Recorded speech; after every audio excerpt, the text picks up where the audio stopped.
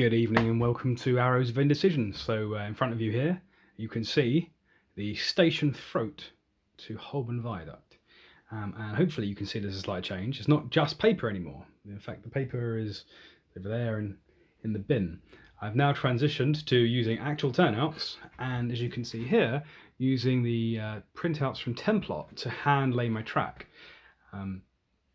So unfortunately, it's not that clear underneath all those pieces of wood. So here's another one that I've got. Turn around. This is how the template looks, and this is a three-way turnout, so it's slightly more complicated. So this all looks pretty hellish. But generally speaking, these are the timbers, the blue lines are the rails, and the reds are just bits of information for you, saying here is the tip of the switchblade, and here is the bend in the curved stock rail. Here is where the end of the V would be if you didn't blunt it, and here it is, and so on. And so this is so accurate that you can actually lay your track on top of this. So that's exactly what I'm doing. Here's the same template. I've drilled out a hole here for the tie bar here for this turnout, and over here for this one of the three. And I started to lay timbers down.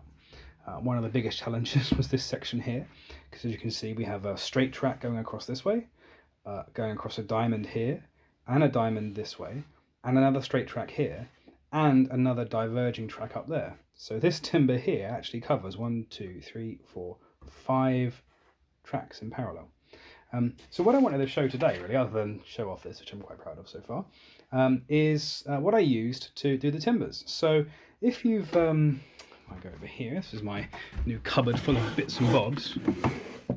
This is my set of track supplies. Now these are pre-cut plastic turnout timbers from a company called C&L. You can get various kinds, and here are the chairs, so the rail threads onto these chairs. You can buy these, and they look like they're made of wood, and they're plastic, and I think each bag is about £7 or £8, and you get about 50 in there. You can buy wood versions of the same, so you get pre-cut wood sleepers that are exactly 9 feet or 8.5 feet long, for about £20. What I did actually is I went to a supply shop for scale model boats and found exactly the right size timber to match the Pico track and the C&L track. So this is the correct width. I think it's a 9-inch or an 8-inch timber going across.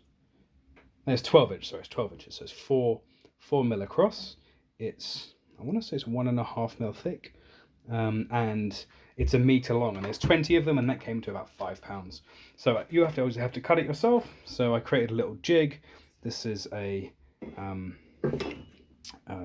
mitre box, so had it in there, and had a stop on the end, so I could feed the wood in, chop, feed, and ended up with all of these, and they are pretty accurate. Yeah, so I just wanted to share. Just try this. This is called lime wood strip, and it's definitely worth a look. Yeah, I hope you enjoyed that. The next thing, hopefully, there'll be some chairs on here, maybe some rails. I'm not entirely sure which one of these to tackle first. I've never done a diamond, and I've never done a three-way, so it's going to be a challenge. I'll catch up with you soon.